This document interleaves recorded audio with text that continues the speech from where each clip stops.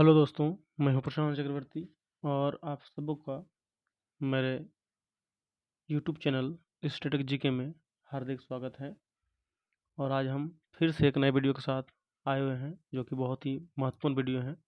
जैसे कि आप जानते हैं कि हम हर एक वीडियो को जो है, जितने भी क्वेश्चन लेकर आते हैं, सब एग्जाम ओरिएंटेड क्वेश्चन रहता है। और जितने भी सवाल हम अभी तक करवाए हैं, ये जीके 6 है। ये इसके पहले 5 टॉपिक हम करवा चुके हैं। सारा टॉपिक जो है MTS, GD, NTPC, group D, CGL, RPF, SI, constable सबों के लिए बेहद महत्वपूर्ण है। आप सभी सवालों को अच्छे से देखिएगा। और एक बच्चे का डिमांड था, कमेंट बॉक्स में लिख के भेजा था कि आप नदियों पर वीडियो बनाएं। तो नदियों पर वीडियो तो बहुत सारा हो सकता था, लेकिन वहीं को मैं लेकर आया हूँ जो बहुत ज़्यादा इम्पोर्टेंट है। यानी जो बार बार सवाल एग्जाम पर पूछे गए हैं, वो सारे सवाल को मैं यहाँ पर लेकर आया हूँ। तो चलिए बातें कम करते हुए डायरेक्ट क्वेश्चन पर आते हैं और आपका समय को हम बचाते हैं। तो फर्स्ट सवाल आप अपने स्क्रीन पर देख पाते हैं। देखिए क्या लिखा है, आप ज़रा देखिए क्वेश्चन को अच्छे से देखिए। भारत की सबसे लंबी नदी कौन सी है? यहाँ पर भारत का सबसे लंबी नदी का नाम मांगा है। Option A Ganga, option B Nile, option C वांगो या फिर ब्रह्मपुत्र। इस 4 उत्तरों में से कौन सा उत्तर सही होगा, आप हमें बताइए।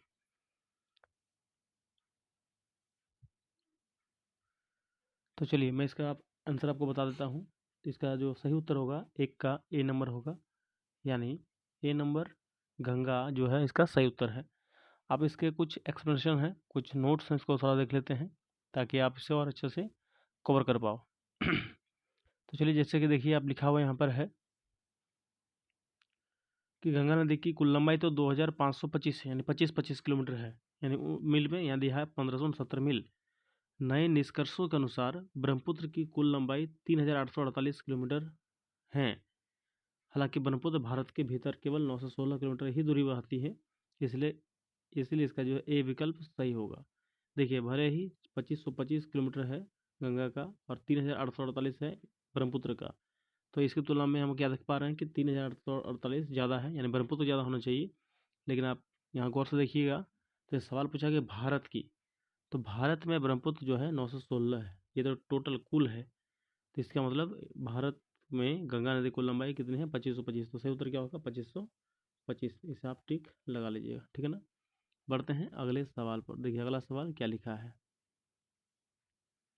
आप अच्छे से देखिए, अच्छे से पढ़िए सवाल को आप। निम्नलिखित में से कौन सा सागर, यानी महासागर में सबसे प्रचुर मात्रा में विघटित आयन है? ठीक है ना। अच्छा, महासागर नहीं, इसमें आयन का नाम पूछा है, कैल्शियम, क्लोरीन, पोटेशियम या ब्रोमीन। ठीक है, दो का आंसर क्या होना चाहिए? यहाँ सवाल थोड़ा सा मेरा उल्टा सेट हो चुका है, आप इसको छोड़ दीजिए, ठीक है ना। इसको छोड़िए, नेक्स्ट टॉपिक बढ़ते हैं। ये थोड़ा सा डिफ़ॉल्ट है क्वेश्चन में। चलिए अब इसको देखते हैं, क्वेश्चन नंबर 3 को देखते हैं हम लोग। क्वेश्चन 3 देखिए क्या लिखा है, क्या लिखा है पढ़िए तो क्वेश्चन 3 को। अलकनंदा और भागीरथी किस स्थान पर संगम बनाती है और फिर सम्मिलित जलधारा गंगा नदी के नाम से आगे प्रवाहित होती है?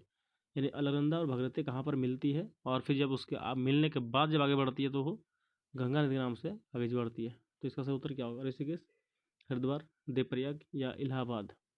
कौन सा उत्तर सही होगा जहाँ पर अलकनंदा और भागीरथी आकर मिलती है और गंगा नदी के नाम से जाना जाती है? तो इसका सही उत्तर क्या होगा? ऑप्शन नंबर सी, यानी देवप्रयाग। ऑप्शन सी को आप इसका सही उत्तर मान लीजिएगा, ठीक है ना।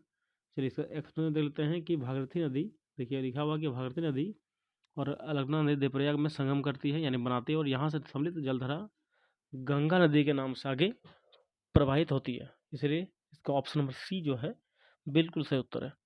चलो बढ़ते हैं अगले सवाल की ओर। क्वेश्चन नंबर 4 देखिए, क्वेश्चन नंबर 4 आपके स्क्रीन पर दिख रहा होगा कि क्वेश्चन 4 में क्या पूछा गया सवाल।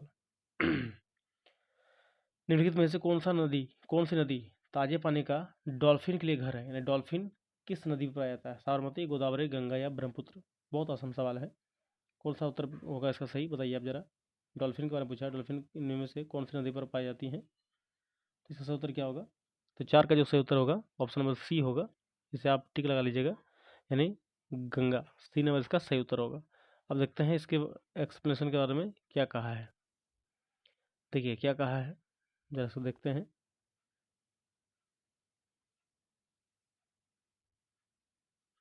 गंगा डॉल्फिन तथा सिंधु नदी, अच्छा गंगा जो है गंगा डॉल्फिन और सिंधु नदी डॉल्फिन, गंगा तथा सिंधु में पाई जाने वाली मीठे पानी की डॉल्फिन की 2 प्रजातियां हैं। ये भारत, बांग्लादेश, नेपाल, पाकिस्तान में पाई जाती हैं।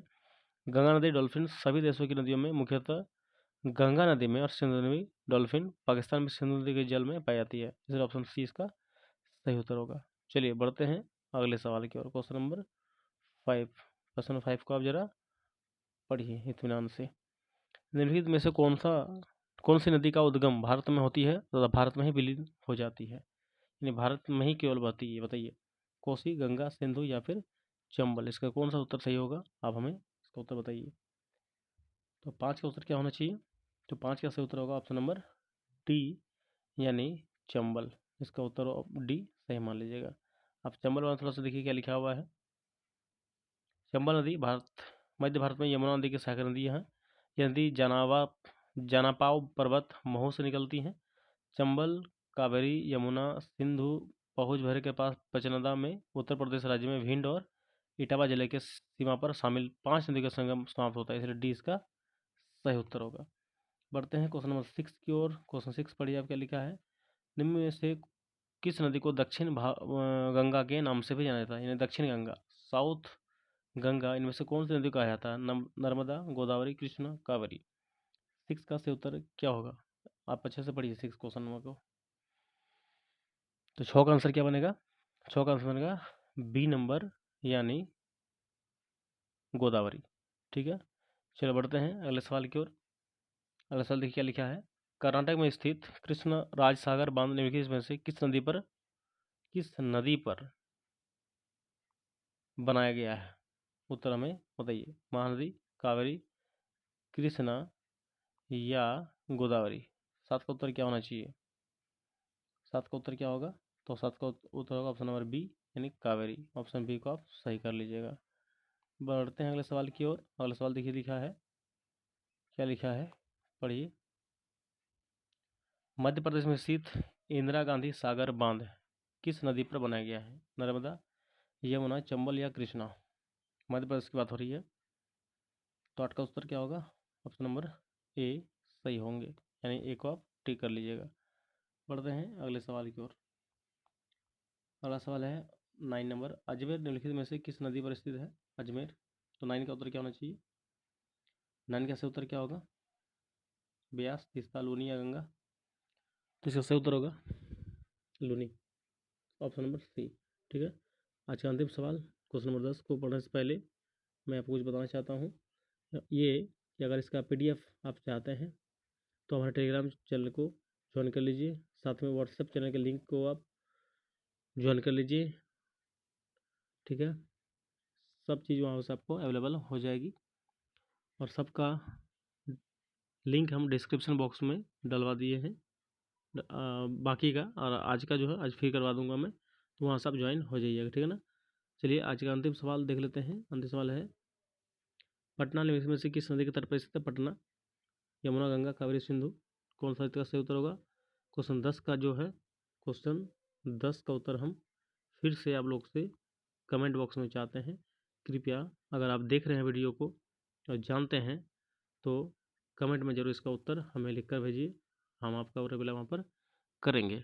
ठीक है ना, साथ में साथ में अगर वीडियो अच्छा लगा तो अपने दोस्तों में शेयर कीजिए, लाइक कर दीजिए, कमेंट में अपना डिमांड लिखिए और साथ ही अगर आप वीडियो में नए हैं तो सब्सक्राइब करते ही जाइएगा। ठीक है ना, चलिए मिलते हैं एक और अच्छी वीडियो के साथ कल को एक नए सेशन के साथ। तब तक के लिए आप सारी वीडियो को जो है अच्छे से जितने भी क्वेश्चन रिवीजन कर लीजिए, आने वाले एग्जाम में खास करके RPF, MTS और GD में बहुत ज़्यादा इंपॉर्टेंट है। ठीक है ना, मिलते हैं नए वीडियो के साथ कल को। एग्ज़ाम जिसका एग्ज़ाम है सबको ऑल द बेस्ट।